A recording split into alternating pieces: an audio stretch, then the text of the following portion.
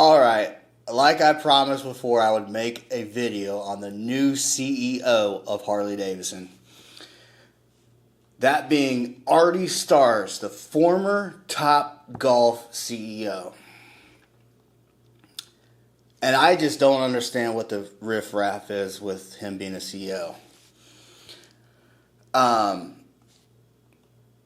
Did you guys forget about the woke thing that happened, what was that, last year? That happened. But anyway, with the heat that I keep seeing on YouTube of him being a top golf guy, well, guess what? If you don't know, Harley Davidson used to make golf carts from 1963 to 1982.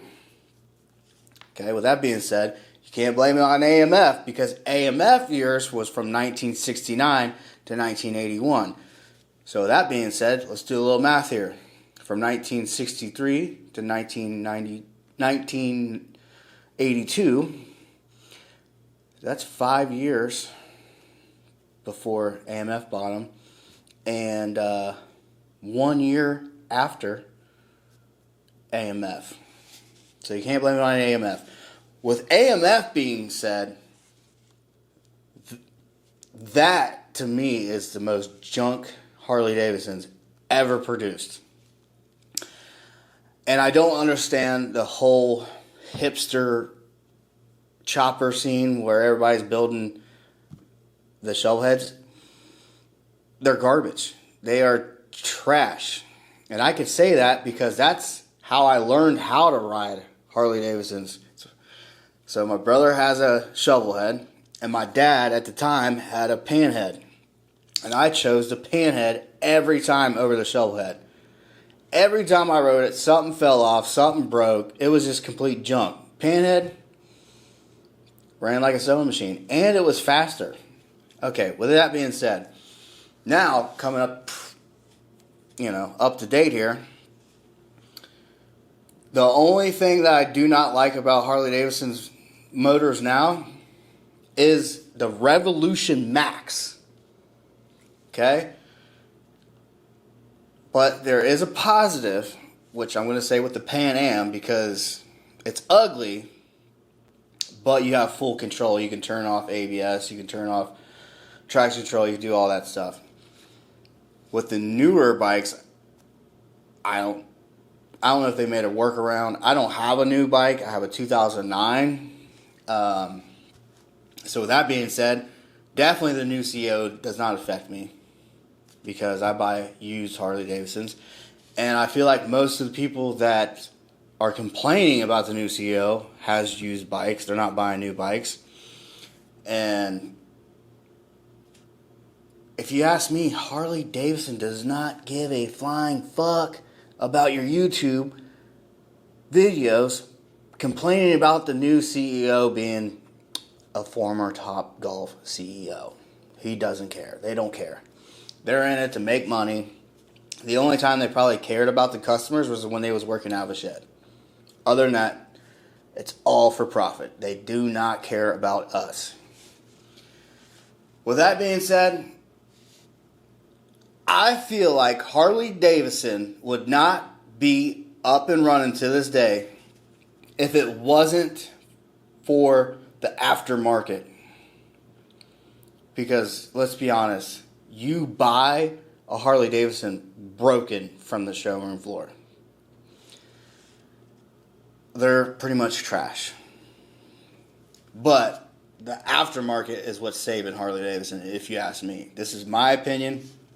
I would love to know what your opinion is. Leave them down in the comments below. This is all my opinion.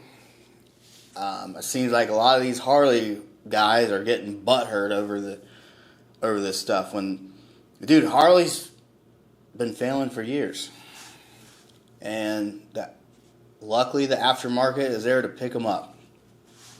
Okay, if they was to listen to me, I would say absolutely bring back the Dyna.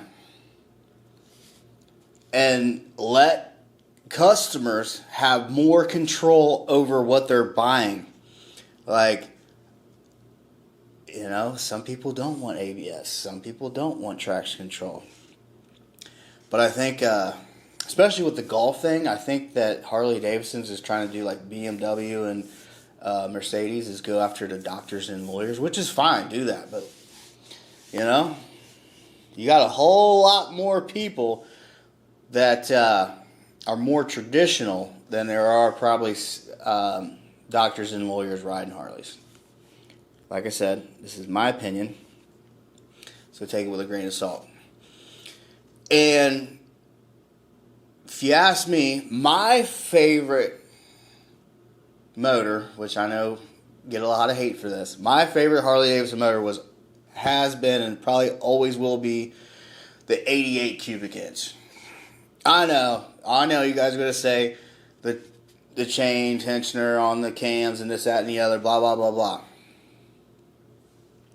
Like I said, they have an aftermarket community that fixes every Harley Davidson screw up.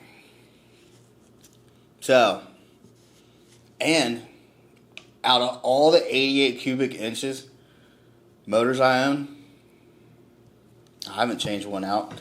But I know they're prone. I do know that.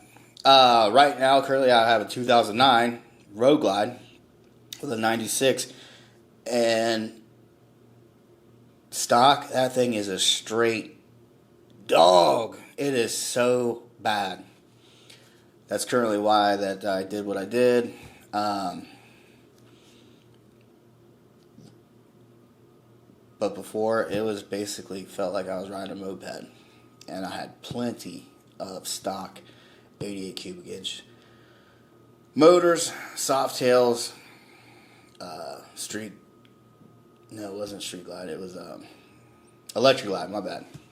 A few electric glides, and they were peppy. None of them were built. The only 88 that I had built, which that ended up being a disaster. I didn't put the work in. You learn from your mistakes. At least I did. I had a 2000 wide glide that had an 88 cubic inch, and this shit shop that was supposed to be my friend was supposed to build the motor, and it ended up being the worst nightmare I've ever had. But loved the bike before. It was stock, completely everything. The only thing I put on it was an air cleaner, and I rode that sucker all the way to everywhere. I think the last trip I took on that when it was fully stock was Put in Bay. Made it there, all the way back. No issues, no hiccups, nothing.